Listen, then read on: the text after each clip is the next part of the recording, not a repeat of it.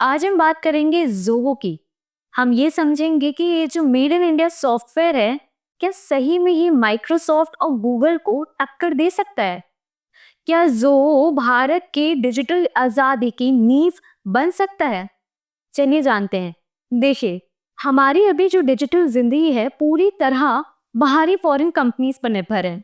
चाहे हमें गूगल चलाना हो या चाहे हमें पावर पॉइंट बनाना हो, चाहे मेल भेजना हो, सब कुछ हम फॉरेन कंपनीज़ का इस्तेमाल करते हैं। और हम लोग उनकी तरफ पूरे डिपेंडेंट हो चुके हैं। हमें लगता है कि उसी से जल्दी-जल्दी काम करने की वजह से हम लोग वही यूज़ करते रहते हैं। पर क्या ये कब तक चलेगा? क्या ये भारत के लिए सही रहेगा कि जो हमारा डेटा जो इतनी आसानी से लीक हो रहा है और ये फॉरेन कंपनीज़ अपने फ़ायदे के लिए इस्तेमाल कर रही हैं, तो क्या ये हमारे लिए सही है कि हम हमेशा यही सब इस्तेमाल करते रहेंगे? तो कुछ ना कुछ तो सॉल्यूशन ढूँढना पड़ेगा ना, तो उसके लिए ज़ोहो है। इसीलिए इससे हम सबसे ज़्यादा बात करने वाले हैं। कि आखिर ज़ोहो को कैसे हम अपनी ज़िंदगी में अपना कर उसको अच्छे से अडॉप्ट करके और उसका ज़्यादा से ज़्यादा इस्तेमाल करके हम अपना डेटा अपने भारत में ही रख सकेंगे और कोई भी फिर आगे इसका गलत इस्तेमाल नहीं कर पाएगा। तो सबसे पहले हम जान लेते हैं ज़ोहो है क्या? ये एक इंडियन फाउंडेड सॉफ्टवेयर कंपनी है जहां आपको बहुत मुख्य प्रोडक्ट्स मिलते हैं। जैसे कि अपने आम मर्रा की जिंदगी में हम अपना मेल्स यूज करते हैं, कुछ सर्च करने के लिए गूगल इस्तेमाल करते हैं या कोई डॉक्यूमेंट बनाने के गूगल डॉक्स इस्तेमाल करते हैं, वैसे ही सोहो जो अपना इंडियन मेड कंपनी है वो सेम चीजें दे रहा है, बट वो खुद अपने भारत की बनी हुई है। तो इनके मुख्य प्रोडक्ट्स में मेल आता है, आप मेल करना चाहे मेल कर सकते हैं, प्रेजेंटेशन बनानी है तो उसके जोहो शो का इस्तेमाल कर सकते हैं, आपको डॉक्यूमेंट्स शेयर करने हैं या कुछ अपना रखना है, लिखना है, सेव करना है तो आप ज़ोहो डॉक्स में कर सकते हैं। ज़ोहो शीट्स का इस्तेमाल कर सकते हैं। आप अपना जो कीमती जो आपकी वीडियोज़ हैं बड़ी और इवन आपकी इमेजेस हैं उसको आप ज़ोहो ड्राइव पे सेव कर सकते हैं। आप ज़ोहो क्लिक का इस्तेमाल कर सकते हैं जो मैसेजिंग के लिए इस्तेमाल हुआ जाता है। तो ऐसे बहुत सारे आपको सेवाएँ मिलेंगी ज़ोहो के एक पेरेंट कंपनी है जिसके अंदर आपको इतनी सारी चीज़ें मिल रही हैं। और ये सिर्फ और सिर्फ इंडियन मेड है, आपको फिर से बता दिया जाए। यहाँ पे छोटे से बड़े बिज़नेस तक के लिए टूल्स उपलब्ध हैं। इसमें सारे टूल्स उपलब्ध हैं, यानी एक ही कंपनी से पूरा इकोसिस्टम, बिज़नेस टूल्स से लेकर के मैसेजिंग तक सब कुछ आपको यहीं मिलेगा। सही बताएं तो अभी कुछ हाल ही में हमने ये न्यूज़ देखी है कि मिनिस्टर्स भी ज़ोहो का इस्तेमाल कर रहे हैं। हमारे आईटी मिनिस्टर्स तक ज़ोहो शो का इस्तेमाल करके प्रेज़ेंटेशंस बना रहे हैं और माइक्रोसॉफ्ट पावर पॉइंट की अब डिपेंडेंसी इसी वजह से घट रही है। इसीलिए बहुत ज़रूरी है जब मिनिस्टर्स अपना रहे हैं तो हमें भी भारतीय नागरिक होने के नाते हमें भी अपनाना चाहिए। सरकार जब ये सब चीज़ें अपनाती है तो हमारा फ़र्ज़ बनता है नागरिकों का कि हम भी उन्हें अडॉप्ट करके अपने भारत की जीडीपी को बढ़ाने में मजबूती दें।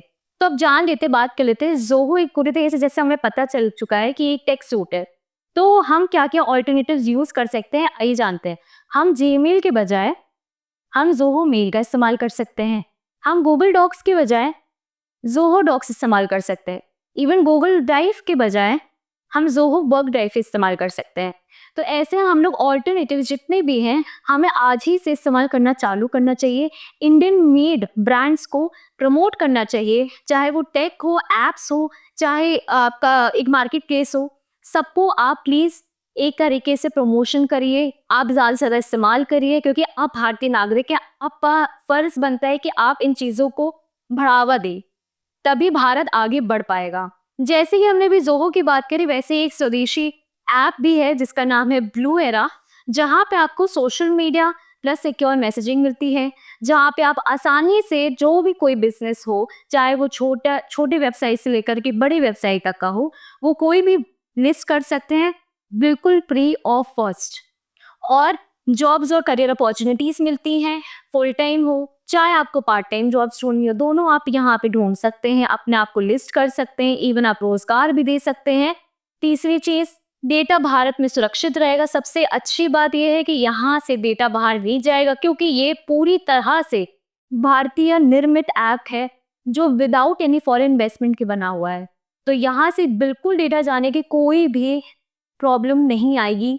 और ऑलरेडी आपको बता दें बहुत बड़ी खुशखबरी कि 3 लाख प्लस डाउनलोड्स ऑलरेडी हो चुके हैं हम यही आपसे अनुरोध करेंगे कि ज़्यादा से ज़्यादा अडॉप्ट करें ऐसे ही स्वदेशी ऐप्स को, और आगे जानते हैं और किन्हीं ऐप्स को और कैसे-कैसे अलग-अलग तरीके के भारतीय निर्मित चीज़ों को आप अपना सकते हैं। चलिए अब ऐसे ही एक दूसरा एग्ज़ाम्पल लेते हैं भीम ऐप का। पहले जब ये भीम ऐप आया था ना, तब लोग कहते थे अरे ये कहाँ टक्कर दे पाएगा गूगल पे और पेटीएम के सामने, क्योंकि सबको लगता था अरे ये तो भारतीय निर्मित है और इसका कितना ही अडॉप्शन होगा। सब लोग आसानी से बार-बार गूगल पे और पेटीएम पे ही जा रहे थे।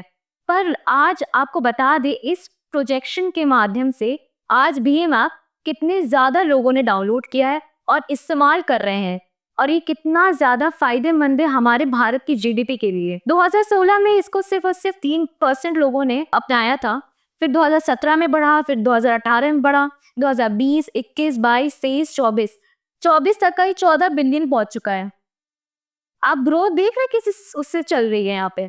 अगर देसी ऐप जैसे भीम ऐप को भी अपनाया जा सकता है, तो ज़ोहो जैसे ऐप को क्यों नहीं इस्तेमाल किया जा सकता है? उसे भी आप आज अपनाएं, देखिएगा उसकी भी ग्रोथ ऐसे ही होगी, और वो जीडीपी को बढ़ाने में कितना मदद करेगा आप सोच भी नहीं सकेंगे। अब बात कर लेते हैं भारत की डिजिटल डिपेंडेंसी के बारे में। हम लोग कितना ज़्यादा फॉरेन ऐप्स एक्चुअली में इस्तेमाल करते हैं, वो देख लेते हैं इस पाई चार्ट के माध्यम से। इस पाई चार्ट के माध्यम से आपको दिख रहा होगा 85% लोग फॉरेन टेक कम प्लेटफॉर्म्स में यूज कर रहे हैं, चाहे वो गूगल हो, माइक्रोसॉफ्ट हो, मेटा हो। हम पूरी तरह इसी को इस्तेमाल करते हैं। इवन दो हमारे पास स्वदेशी ऐप्स होंगे भी, फिर भी हम इन्हीं के पास जाते हैं, क्योंकि हमें लगता है अरे कितनी अच्छे से चल रही है, इसमें कोई प्रॉब्लम्स नहीं आ रही हैं, कुछ ना कुछ इसमें हम लोग सोचे आज ये ट्रेंड आ रही, कोई ना कोई झांसे से ये हमें अपनी तरफ बिल्कुल अट्रैक्ट कर लेती है। पर वही इंडियन टेक कंपनीज हैं, वो 15% अभी इस्तेमाल में है। पर अगर मान लीजिए अगर हम लोग पूरी तरह से ये फॉरेन ऐप्स चलाना छोड़ देते हैं, तो क्या कितना अच्छा फायदा रहेगा हमारे लिए, हमारी डिजिटल इकोनॉमी के लिए, क्योंकि हमारा कंट्रोल हमारे पास हो जाएगा और हमारा डेटा बाहर नहीं जाएगा, जैसे मैंने आपको पहले ही बताया। तो की पॉइंट हमारा क्या चल रहा है कि 85% डिपेंडेंसी जो हमारी फॉरेन ऐप्स पर है आज, उसका डेटा और रेवेन्यू भारत से जो बाहर जा रहा है, उसे हमें रोकना है। अब जरा हम लोग ज़ोहो के फायदे भी जान लेते हैं। जैसे कि हम देखें कि यहाँ पे डेटा लोकलाइजेशन, मतलब डेटा जो है ऑब्वियसली वो भारत में रहेगा, ये मैं पहले आपको बता चुकी हूँ। लोअर कॉस्ट है, फ्लेक्सिबल प्राइसिंग है, जो छोटे व्यापारी हैं उनके लिए बहुत अच्छा है, वो आसानी से इसको इस्तेमाल कर सकेंगे क्योंकि यहाँ पे पॉकेट फ्रेंडली प्लान्स हैं और लो कॉस्ट में है, तो आसानी से आपके लिए अच्छा रहेगा इस्तेमाल करना। फिर इंटीग्रेटेड इकोसिस्टम है, यहाँ पे एक ही कंपनी से आपको यहाँ पे मेल भी मिल रहा है, डॉक्स भी मिल रहा है, आप यहाँ पे अपना प्रेजेंटेशन बना सकते हैं, ड्राइव बना सकते हैं। इवन धीरे धीरे करके जो फ्यूचर में लोग नई नई अपनी छोटी छोटी कंपनीज लाएंगे और एप्स लाएंगे, उससे हम लोग को बहुत और मदद मिलेगी। इससे डिपेंडेंसी जो फॉरेन कंपनीज में वो और धीरे धीरे कम होने लगेगी। अब बात कर लेते हैं प्राइवेसी एंड सिक्योरिटी की, कि भाई यहाँ पे अपना ही खुद का कंट्रोल रहेगा, बाहर का कंट्रोल जो होगा, जो बाहरी कंपनीज हम पे कंट्रोल एक जगह से अपनी मोनोपोली खेल रही थी हमारे साथ, वो खत्म हो जाएगी। और लोकल सपोर्ट मिलेगा, कस्टमाइजेशन हम कर सकते हैं भारतीय अपने अनुसार, जैसे कि अपनी लैंग्वेजेस अपनी लगा सकते हैं। आपने बहुत जगह देखा होगा लैंग्वेजेस जो रीजनल लैंग्वेजेस हैं वो मोस्टली फॉरेन कंपनी की एप्स में नहीं मिलती हैं, हमेशा वही इंग्लिश हिंदी जो नॉर्मल है वही चलता है। लेकिन रीजनल लैंग्वेज की जो एप्स होती हैं वो मिलना बहुत मुश्किल है फॉरेन एप्स में। तो इससे अच्छा है कि भाई भारतीय जो अपनी एप्स बनाएगा, तो ऑब्वियसली रीजनलिटी को भी हम लोग कहीं ना कहीं से बढ़ावा देंगे। तो हम लोगों के लिए बहुत अच्छा है कि एक लोकल सपोर्ट मिलेगा और हम इसे कस्टमाइज कर सकेंगे, और इसीलिए यूज केस जब बढ़ेगा तो अडैप्ट करने में और आसानी हो जाएगी और ट्रांसपेरेंसी भी रहेगी। अब बात कर लेते हैं कि जो आने वाले जो ज़ोहो के ऐप्स हैं वो कौन कौन से होंगे।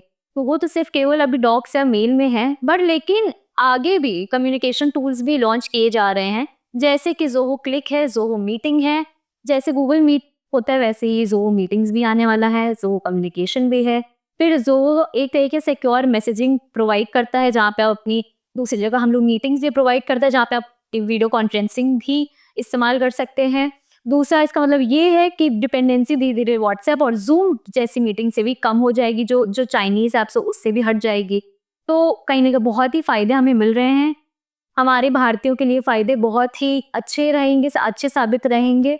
तो ज़्यादा से ज़्यादा इसके बारे में जानिए और इस्तेमाल करें।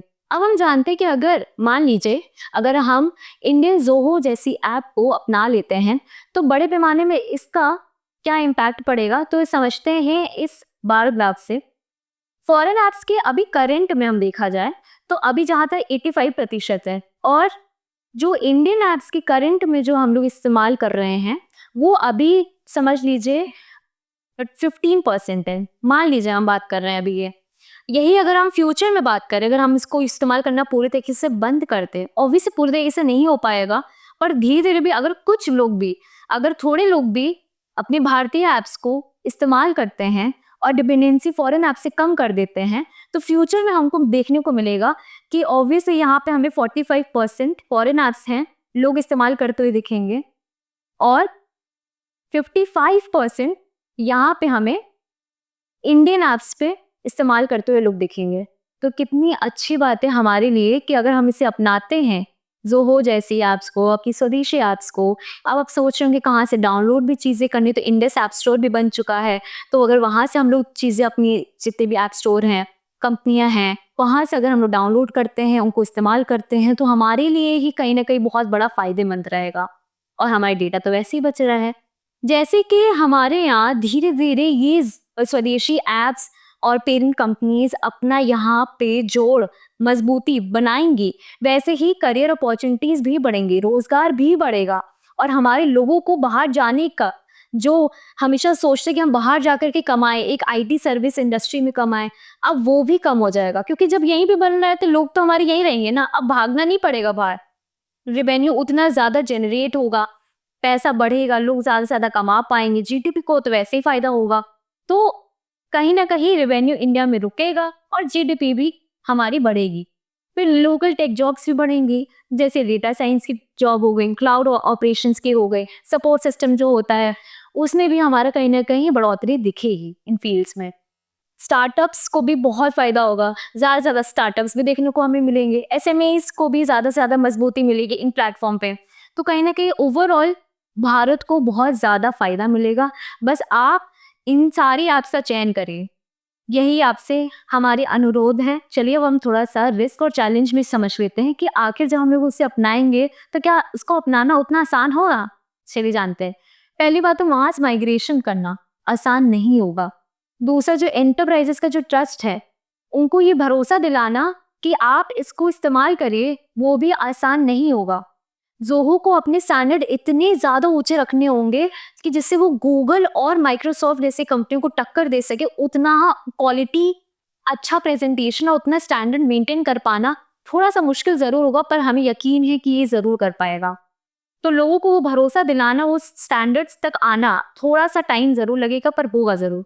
जो कंपटीशन है, ऑब्वियसली जब ज़्यादा कंपटीशन होता है और अपनी पहचान उस जगह बना पाना मुश्किल है, तो थोड़ा सा मुश्किल आएगी ज़रूर, पर काम होगा।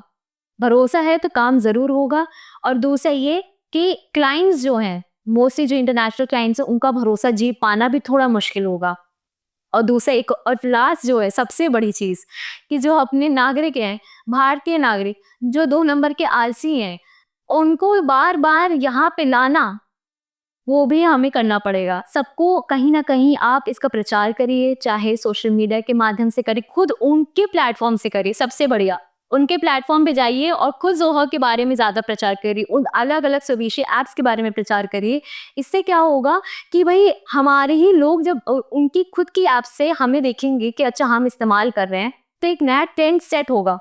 इसी वजह से यहाँ पे ज़्यादा से ज़्यादा लोग आएंगे और इसका यूसेज जो है वो बढ़ने लगेगा। तो भाई आलसपन थोड़ा सा कम करो और अपनी ऐप्स पे ध्यान दे करके और उसको इस्तेमाल करो। चलिए अब हम थोड़ा रिकमेंडेशंस की तरफ चलते हैं कि हम लोग आखिर ऐसे कौन कौन सी चीज़ें लागू कर सकते हैं कि जिससे इसका अडॉप्शन ज़्यादा से ज़्यादा बढ़े लोगों में। और जैसे भीम ऐप में जिस सरकार इंसेंटिव्स लगाती है कि जिससे कि लोग ज़्यादा से ज़्यादा अटैक हो सके उस ऐप की तरफ, तो वैसे ही हमें भी यहाँ पे कुछ ना कुछ ऐसे रखना होगा कुछ कि जिससे लोग ज़्यादा से ज़्यादा इसको इस्तेमाल कर सके और इस ऐप पे आकर के लोग उसको ज़्यादा से ज़्यादा अडॉप्ट कर सकें।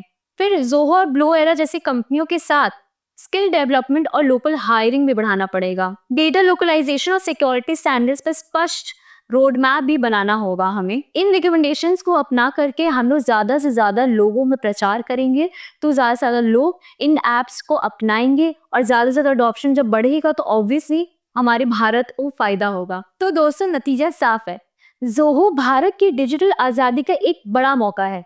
जैसे भीम यूपीआई ने पेमेंट्स में फॉरेन ऐप्स की मोनोपोली तोड़ी, वैसे ही ज़ोहो प्रोडक्टिविटी और कम्युनिकेशन ऐप्स में फॉरेन जायंट्स को चैलेंज कर सकता है। ये हमारी चॉइस है, डिजिटल गुलामी में रहना या डिजिटल स्वतंत्रता अपनाना।